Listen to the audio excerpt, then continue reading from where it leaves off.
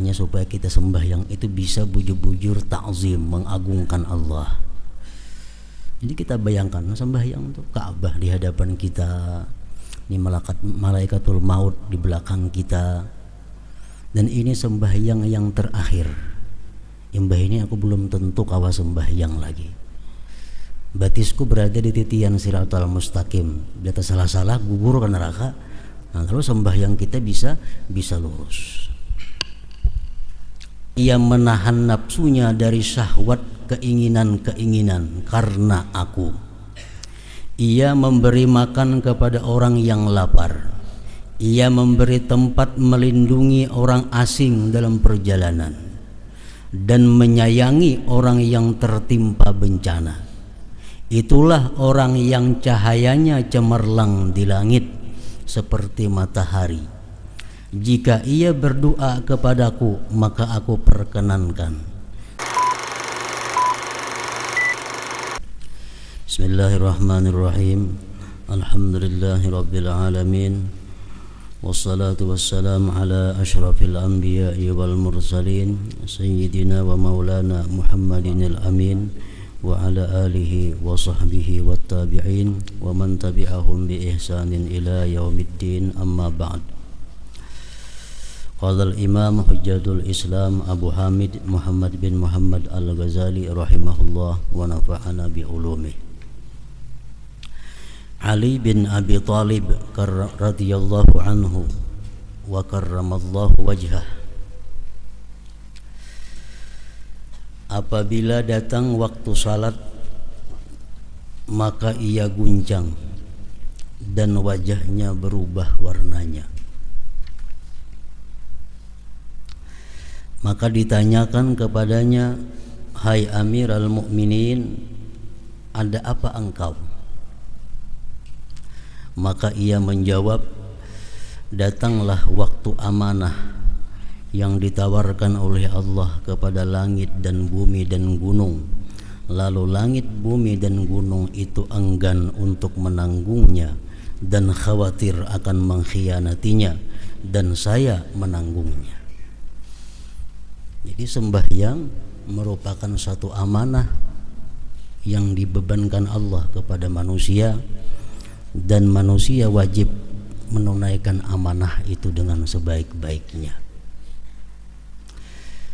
Sembahyang apabila tidak beres rukun, syarat dan adabnya, bisa membawa celaka kepada orang yang melaksanakan sembahyang itu. Karena itu adalah amanah.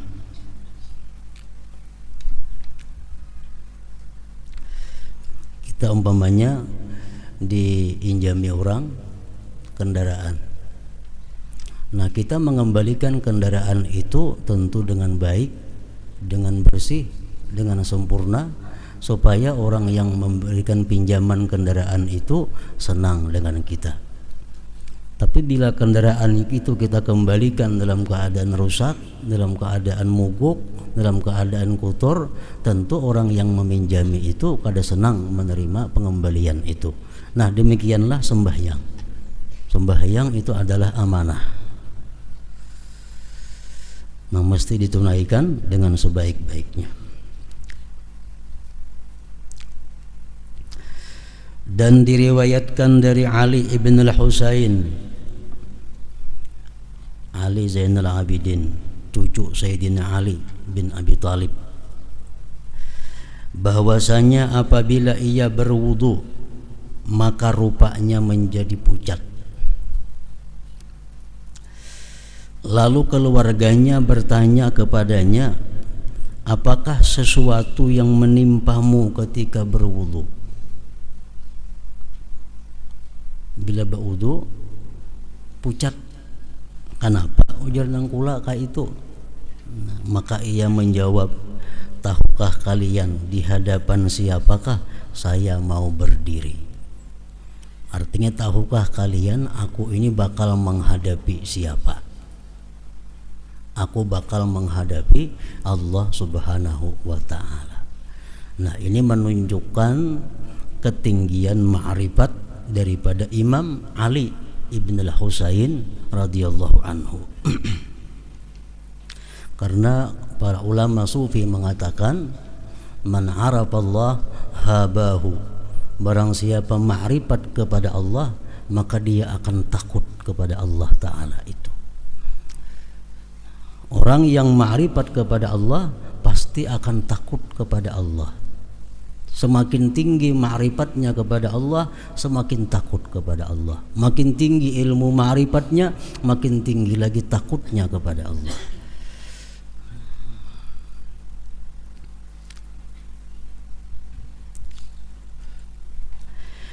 Diriwayatkan dari Ibni Abbas radhiyallahu anhuma bahwasanya ia berkata, Daud sallallahu alaihi wasallam dalam munajatnya berkata, wahai Tuhanku, siapakah orang yang tinggal di rumahmu dan dari siapakah yang engkau terima salat itu?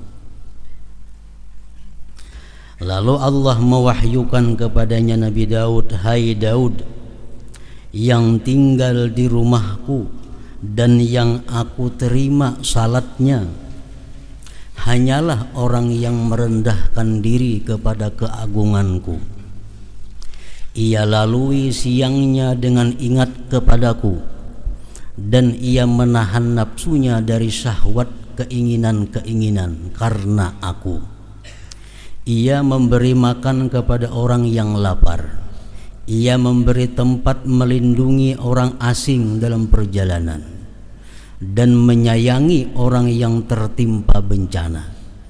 Itulah orang yang cahayanya cemerlang di langit seperti matahari. Jika ia berdoa kepadaku, maka aku perkenankan, dan jika ia memohon kepadaku, maka aku memberinya. Aku jadikan di dalam kebodohan akan kesantunan baginya, dalam kelalaian akan keingatan, dan dalam kegelapan akan cahaya. Perumpamaannya di kalangan manusia adalah seperti Firdaus pada setinggi-tinggi surga, yang sungai-sungainya tidak kering dan buah-buahnya tidak berubah. Nah, jadi di dalam ini wahyu Allah kepada Nabi Daud ini, bahwa Allah Subhanahu wa ta'ala menerima sembahyang itu bukan hanya sekedar khusyuk seseorang, tetapi ada sangkut pautnya dengan kelakuan-kelakuannya di luar sembahyang.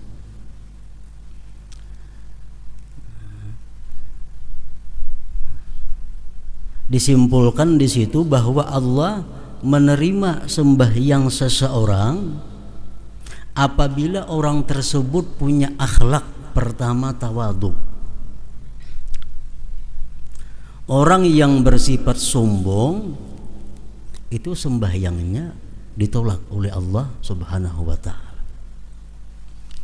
Orang yang bersifat sombong, kalau inya kada bertobat sebelum sembahyang, sembahyangnya ditolak oleh Allah. Yang kedua, banyak berzikir kepada Allah.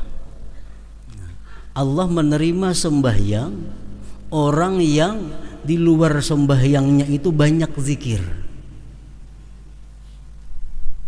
Sebabnya apa? Dengan banyak zikir di luar sembahyang itu memudahkan dia untuk khusyuk kepada Allah.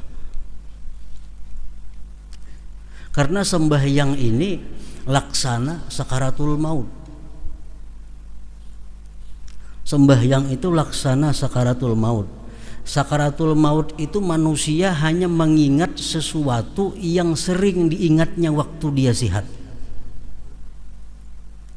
Nah, sama sembahyang, dalam sembahyang itu dia akan ingat sesuatu yang sering dia ingat di luar sembahyang. Kalau di luar sembahyang inya banyak zikrullah, dalam sembahyangnya dia akan dapat khusyuk. Kalau di luar sembahyangnya dia banyak ingat hal-hal yang bersifat duniawi, dalam sembahyangnya pun dia akan ingat hal-hal yang bersifat dunia. Nah, jadi Allah menerima sembahyang orang yang banyak zikir kepadanya. Artinya orang yang banyak zikir kepada Allah, kalau dia sembahyangnya jadi khusyuk. Maka itu sakaratul maut. Waktu kita menghadapi sakaratul maut itu apa yang kita ingat? Apa yang biasa kita ingat waktu sigar, waktu hidup? Kita keingatan kebun, keingatan ternak, keingatan tanaman kita, pehumaan kita. Nah, waktu sakaratul maut kita kadang-kala mengingat Allah, yang kita ingat pehumaan, kebun. Karena sakaratul maut itu adalah cermin daripada apa yang telah lalu dalam kehidupan kita. Nah, sama sembahyang macam itu juga.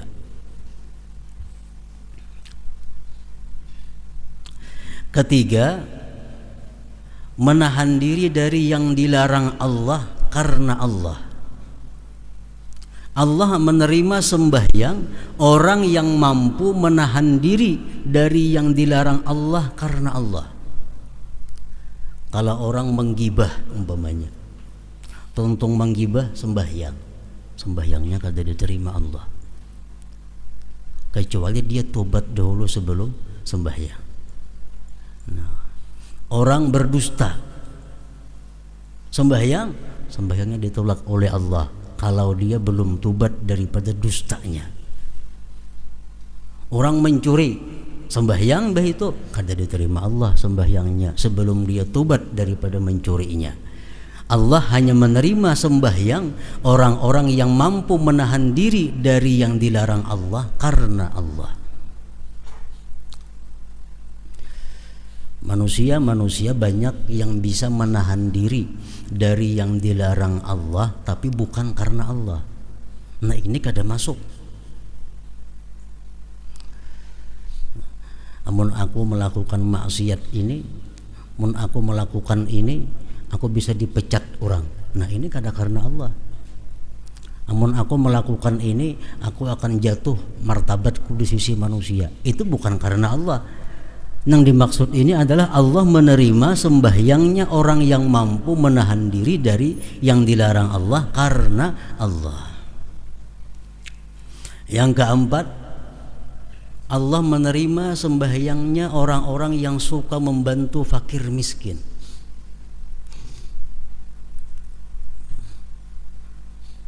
Orang yang tiga membiarkan fakir miskin kesusahan, orang yang tiga membiarkan fakir miskin kelaparan, sembahyangnya ditolak oleh Allah. Karena Allah menerima sembahyang orang yang suka membantu fakir miskin. Kelima, memberi tempat kepada orang yang dalam perjalanan. Orang dalam perjalanan, Ibnu Sabil ngarannya, ini sangat diperhatikan oleh Allah. Dalam Quran beberapa kali disebut Ibnu Sabil, orang yang terhenti dalam perjalanan karena kali cukup ongkos untuk meneruskan. Nah, itu adalah satu kewajiban daripada kampung itu untuk bertuturuk supaya ingin sampai ke perjalanannya. Nah, kalau kita membiarkan orang yang putus perjalanan itu kada kita bantu, Allah kada menerima sembahyang kita. Yang keenam, orang yang mengasihi atau membantu orang yang kena musibah. Jadi sembahyang kita diterima oleh Allah apabila kita di luar sembahyang berakhlak, berkelakuan 6 perkara tadi.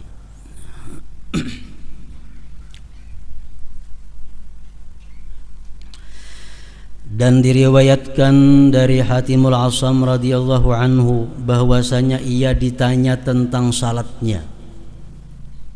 Hatimul Asam, pian kayak apa sembahyang itu? Ujar orang. Pian kayak apa sembahyang? Lalu ia menjawab, apabila tiba waktu salat maka saya menyempurnakan waktu dan saya mendatangi tempat yang saya ingini untuk salat padanya. Saya duduk padanya sehingga anggota-anggota badanku terhimpun. Kemudian saya berdiri untuk salat. Saya jadikan Ka'bah itu di antara alisku. Sirat siratal mustaqim, jembatan di bawah telapak kakiku, surga di sebelah kananku, neraka di sebelah kiriku, malaikat maut di belakangku, di mana salat itu saya duga sebagai akhir salatku. Kemudian saya berdiri antara harap dan takut. Saya bertakbir dengan tahqiq, dengan mantap. Saya membaca bacaan Al-Quran dengan tartil. Saya rukuk dengan rukuk yang merendahkan diri. Saya sujud dengan khusyuk, dengan dikhusyuk-khusyukkan. Saya duduk di atas pantat kiri. Saya bentangkan punggung telapak kaki kiri. Dan saya tegakkan telapak kaki kanan atas ibu jarinya. Dan saya ikuti salat itu dengan ikhlas. Kemudian saya tidak mengetahui apakah salat itu diterima daripadaku atau tidak. Sidin nang sembahyang macam itu nah, sidin belum yakin sembahyang sidin itu bisa diterima oleh Allah. Padahal cara sidin sembahyang itu sudah sedemikian khusyuk, sedemikian luar biasa. Jadi jar sidin, bila aku hendak sembahyang, aku membayangkan Ka'bah itu di antara dua alis. Ka'bah di hadapan. Aku bayangkan batisku ini berjajak di titian siratal mustaqim. Aku bayangkan surga di sebelah kananku, neraka di sebelah kiriku, malaikat maut di belakangku, dan aku anggap ini sembahyang yang terakhir dalam hidupku. Nah, hanya di sini aku mengangkat takbir Allahu Akbar. Kalau sidin sembahyang dengan baik, dengan khusyuk, dan itu pun sidin aku belum tahu apakah sembahyangku itu diterima Allah atau kada. Nah, apalagi sembahyang kita nang kada kakaruan. Nang hendak sembahyang sawat itu bergaya.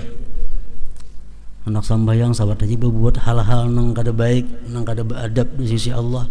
Hanya sembahyang jauh daripada hatimul asam ini.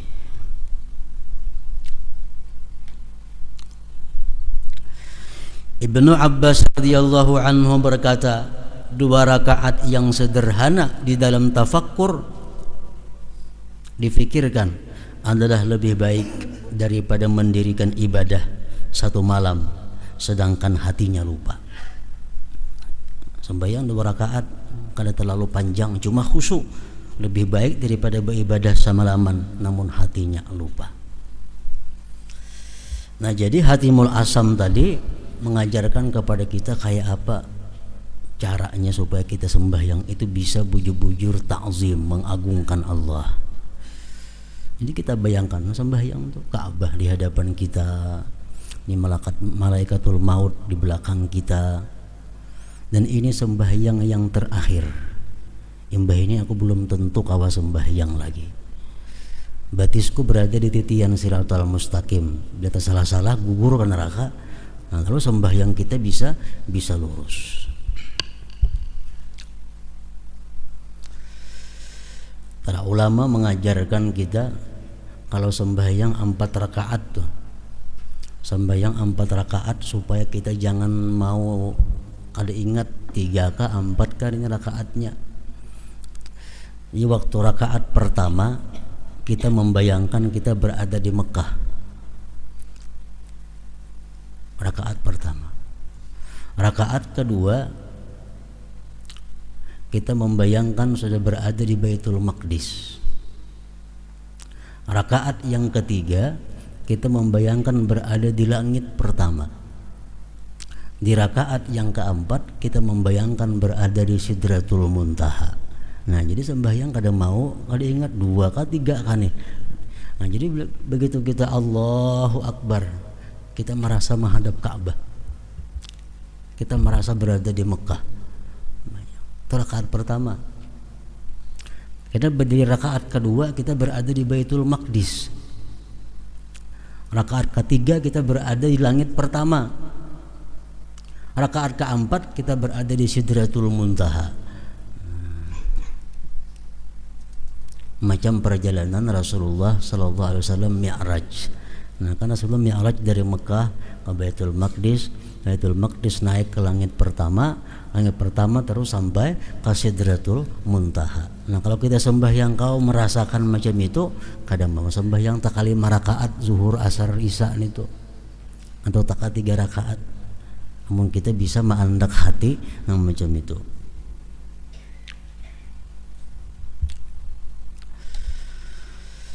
Keutamaan masjid dan tempat salat. Allah Azza wa Jalla berfirman, innama ya'muru masajidallah man amana billah wal yaumil akhir.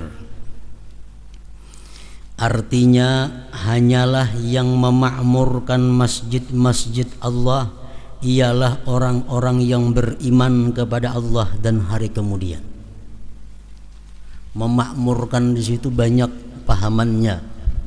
Bisa dipaham di situ adalah hanya saja orang yang jadi pengurus takmir masjid itu mesti orang yang beriman kepada Allah. Orang yang jadi pengurus masjid itu mesti orang yang beriman kepada Allah. Kenapa? Karena masjid ini adalah rumah Allah. Nang mengurusnya, nang memakmurkannya mesti orang yang beriman kepada Allah.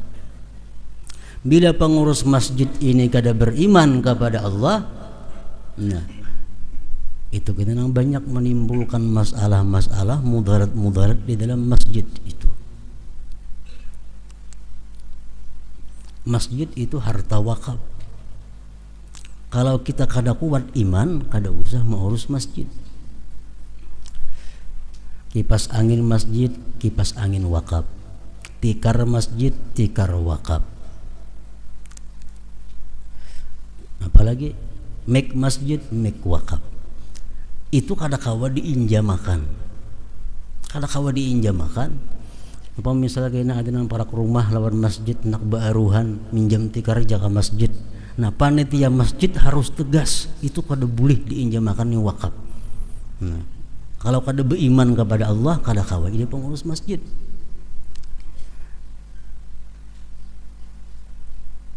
Orang nang azan di masjid mesti orang yang dipercaya, mesti orang yang adil. Kenapa? Karena azan di masjid ini menentukan waktu. Kalau orangnya ini kada bersifat adil, kada bersifat jujur, ini kayaknya azan bebarang aja. Tak dengar orang bang juga. Nah, mesti dia jujur, mesti adil, karena ini menyangkut orang banyak.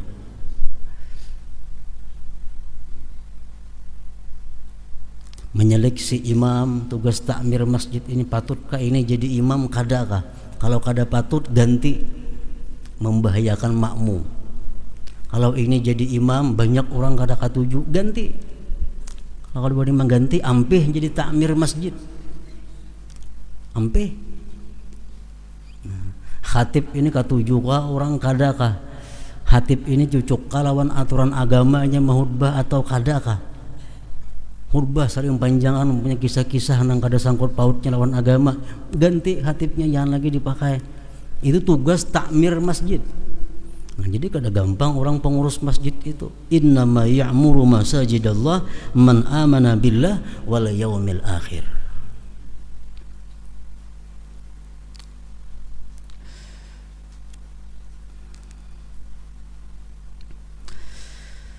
Nabi sallallahu alaihi wasallam bersabda, "Man bana lillahi masjidan walau kamabhasi qatatin banallahu lahu qasran bil jannah." Artinya, barang siapa yang membangun masjid karena Allah, walaupun seperti sarang burung umpamanya, halus masjid yang dibangunnya paling muat 5-6 orangnya. Nah, barang siapa yang membangun masjid karena Allah, walaupun seperti sarang burung, walaupun halus artinya, maka Allah membangunkannya baginya istana di surga. Asal membangun masjid itu karena Allah, ikhlas artinya, karena lain. Di dalam kitab Ittihab Sadatil Muttaqin disebutkan, apabila orang membangun masjid dan dia namai masjid itu dengan namanya, ini menunjukkan orang ini kada ikhlas. Umpamanya Abdullah berduit sugih, maulah masjid, mau dengarani Masjid Abdullah. Nah, itu jelas sudah kada ikhlas. Disebutkan dalam kitab Syarah Ihya.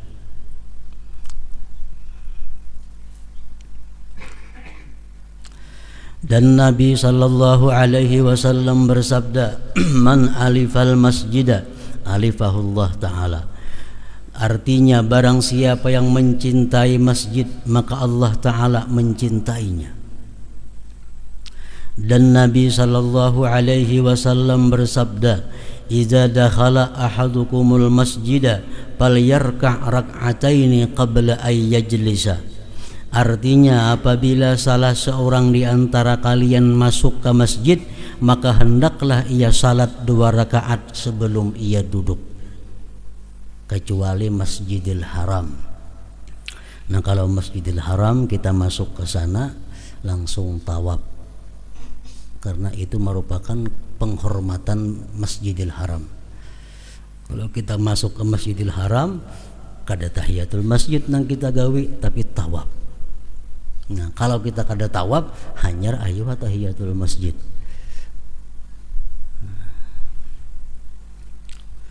Kalau kita ke Masjidil Haram, kita hendak tawaf, makruh tahiyatul masjid, langsung tawaf aja dahulu. Nah, kalau kita kada hendak tawaf, nah ayuh sunat tahiyatul masjid. Jadi itu penghormatan masjid.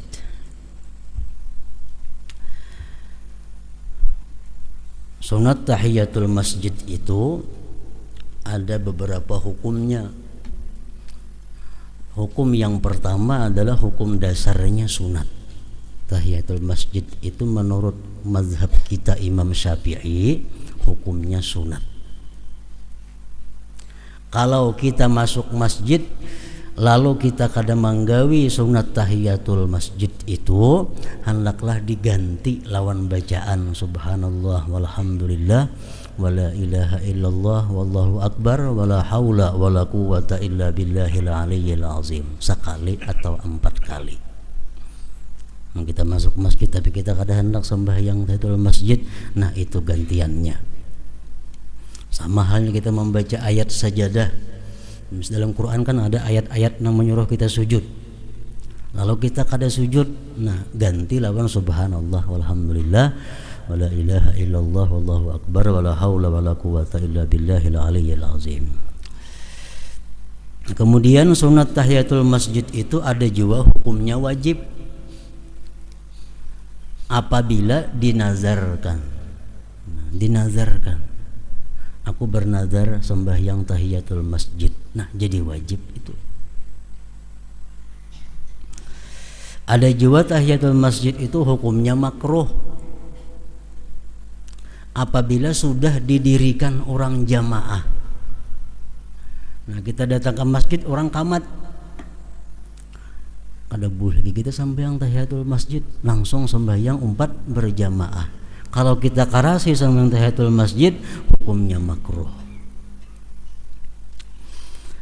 Tahiyatul masjid ada juga hukumnya haram apabila sempit waktu. Nah, kita masuk ke masjid, kalau aku tahiyatul masjid ini keluar waktu sembahyang sudah. Nah, jadi kada boleh langsung sembahyang digawi. Jangan tahiyatul masjid. Maka itu juga haram sembahyang tahiyatul masjid ini apabila kita mempunyai ada qadaan nang kada diuzurkan, kita haram tahiyatul masjid. Contohnya sembahyang waktu zuhur. Waktu zuhur ini kita sibuk, sibuk nang apakah? Sehingga habis waktu zuhur belum lagi sembahyang zuhur. Nah, amun kita sembahyang ke masjid, jangan tahiyatul masjid, qadaan dulu akan. Kenapa? Karena kita meninggalkan sembahyang tanpa uzur tadi, nah, karena kesibukan. Jadi kalau kita kada sembahyang fardu, kada sembahyang zuhur, kada sembahyang asar karena bukan uzur, karena kesibukan dunia, masuk kita ke masjid hendak mengqada, qadaan dahulu akan. Tahiyatul masjid kada usah digawi. ada usah digawe.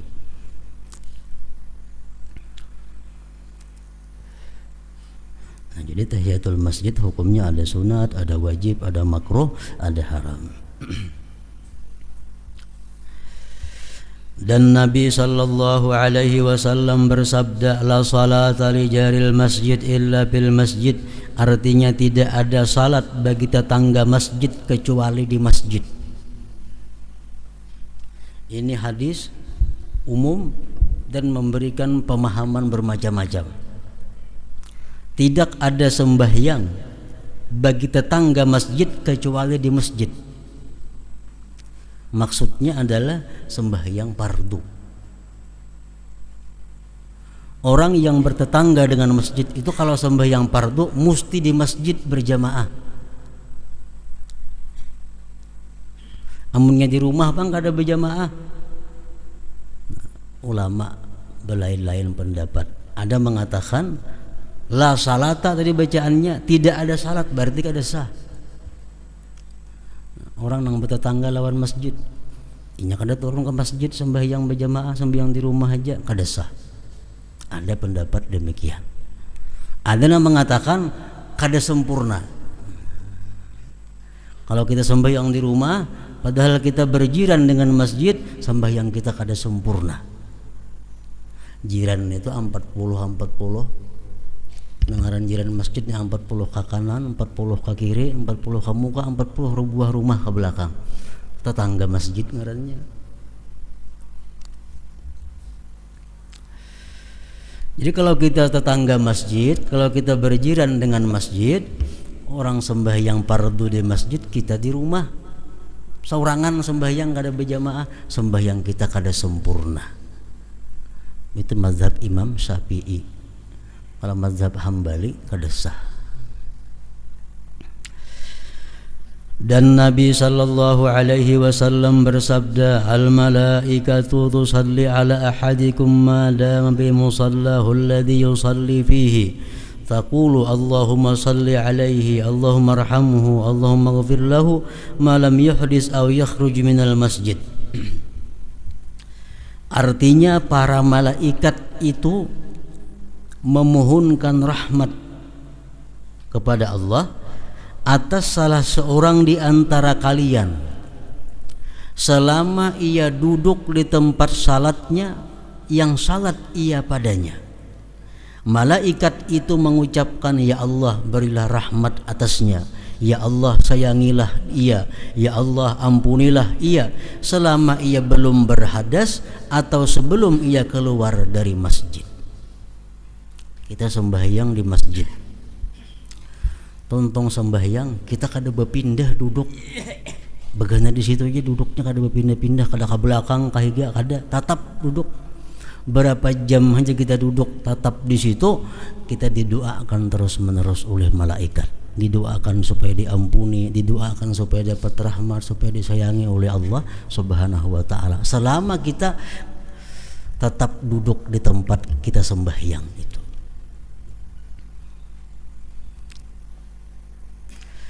Dan Nabi sallallahu alaihi wasallam bersabda, ya'ti fi akhir zaman nasun min ummati ya'tuna al-masajida fayaq'uduna fiha hilakan bacaannya lah, hilakan zikruhumud dunya wa hubbud dunya la tujalisuhum falaysa lillahi bihim hajah.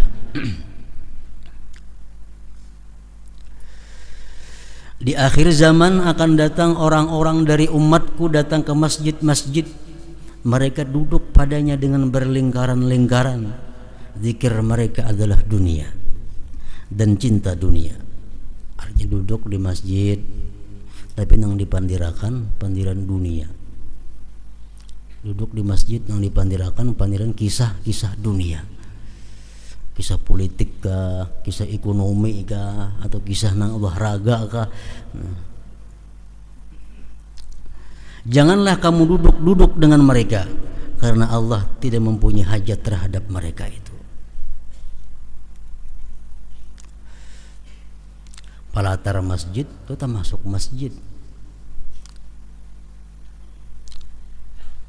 Dudukan di palatar masjid bepandiran. Nah, pandir nang kada ada hubungannya dengan agama.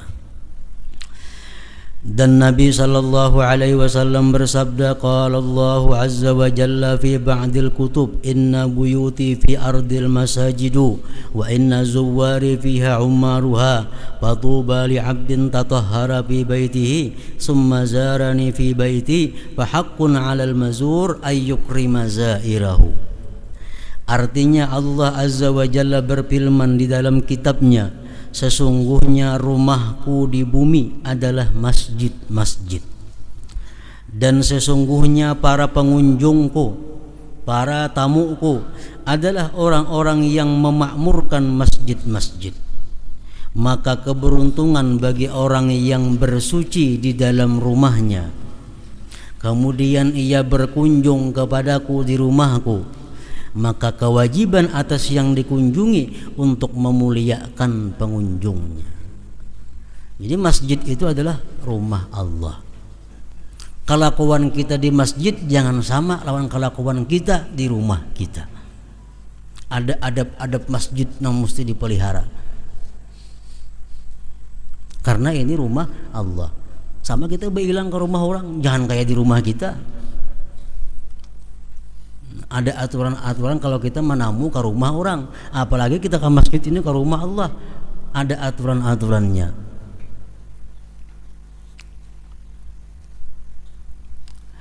Dan Nabi sallallahu alaihi wasallam bersabda, idza ra'aitumur rajula ya'tadul masjida fashhadu lahu bil iman. Apabila kamu melihat seseorang laki-laki yang biasa ke masjid, maka bersaksilah untuknya dengan iman. Kita ada melihat orang Zuhur ke masjid, Asar ke masjid, Maghrib ke masjid, hari-hari macam itu gawian orang nih. Nah, kita boleh bersaksi bahwa orang itu adalah orang yang beriman. Nah, boleh kita bersaksi itu orang-orang yang beriman. Namun orang ini selalu sembahyang berjamaah di masjid. Sa'id ibn al-Musayyab berkata, barang siapa duduk di masjid maka ia hanya duduk-duduk dengan Tuhannya. Dan hendak bahunjur menghadap kiblat di masjid jangan. Itu kada beadab. Bahunjur di masjid menghadap kiblat, karena itu masjid rumah Allah.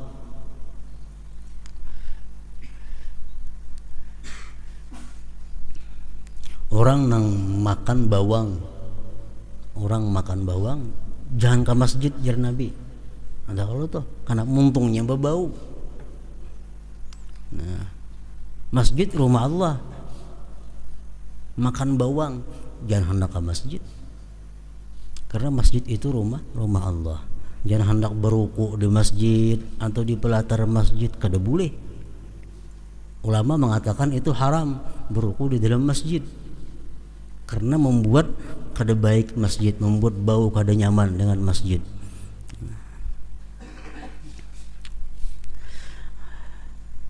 Barang siapa duduk di masjid maka ia hanya duduk-duduk dengan Tuhannya, maka kewajibannya tidaklah ia berkata kecuali kebaikan. Nah, amun di masjid hendaklah berkata-kata yang diridai Allah. Dan diriwayatkan dalam athar atau hadis, al haditsu fil masjid ya'kulul hasanat kama ta'kulul bahaimul hasis. Artinya berbicara di masjid itu memakan kebaikan, memakan amal ibadah kita, sebagaimana binatang-binatang ternak itu memakan rumput. Kita di masjid berkata-kata dunia, kita di masjid bertawaan, belawak-lawakan, kita di masjid berdusta, kita di masjid macam-macam. Nah, itu merusak amal ibadah yang sudah ada, menghabiskan amal ibadah yang ada, seperti menghabiskannya binatang terhadap rumput-rumput itu.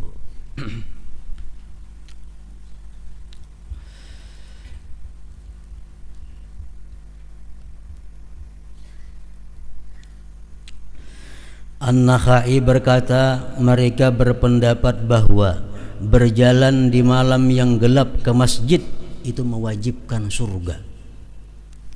Artinya apa? Lampu pajah malam tatapnya ke masjid. Nah, itu mewajibkan dia masuk surga. lampu pajah kada benyala tatap inya ke masjid. Anas bin Malik berkata, barang siapa yang memberi lampu di dalam masjid, maka senantiasalah malaikat dan pembawa aras itu memohonkan ampunan baginya selama sinarnya di dalam masjid itu. Menukarakan bula-bula lampu di masjid, selama lampu itu masih menyala, nah maka orang ini dimintakan ampun terus oleh malaikat.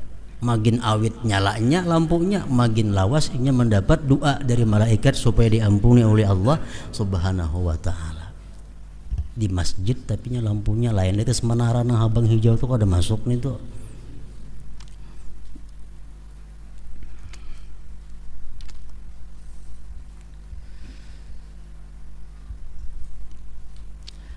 Dan Ali karramallahu wajhah berkata, apabila seorang hamba mati,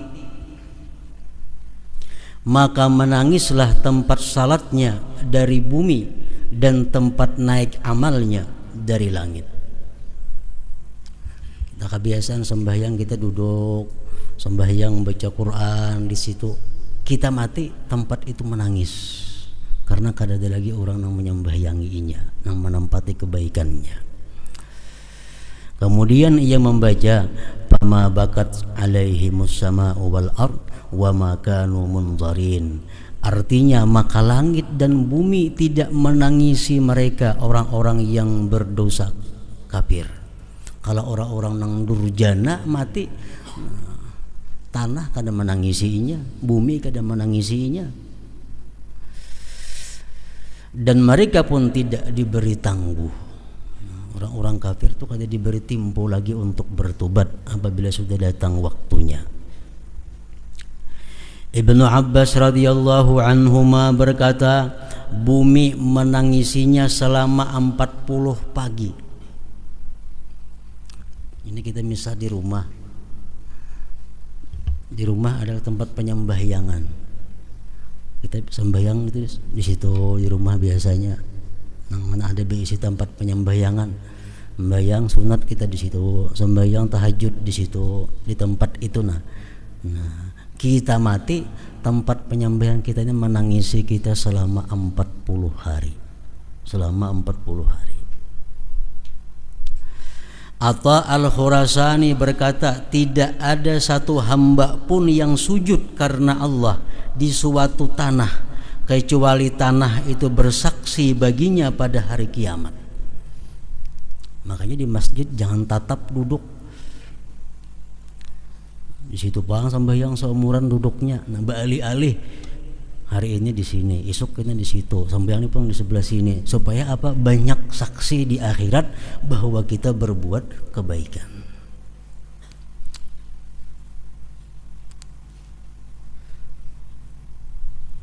Dan tanah itu menangisinya pada hari ia meninggal dunia.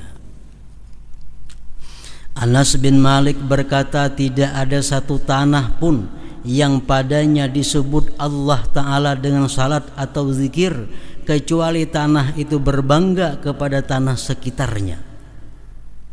Ini agak lawan nang dihigainya. Ini kan mau diduduki orang, aku diduduki orang, nah orang berzikir, wadahku sini, orang sembahyang, wadahku, ikan ada sebelah situ. Nah, jadi tanah namanya berbangga kepada tanah yang lainnya. Dan ia merasa senang dengan penyebutan Allah Azza wa Jalla sampai ke penghabisannya, yaitu sampai ke 7 bumi, sampai ke lapis yang ke-7 bumi. Jadi kita duduk di tempat, di situ kita berzikir kepada Allah sampai 7 lapis bumi menyaksikan kita di akhirat kayaknya bahwa kita pernah di situ berzikir mengingat Allah Subhanahu wa taala. Berbuat dosa kayak itu juga. Jadi berbuat dosa jangan berpindah-pindah tempat, di situ aja begana. Kayaknya banyak saksinya. Ini di situ berbuat dosa, sini berbuat dosa. Di akhirat kita berumut saksi yang berbuat dosa.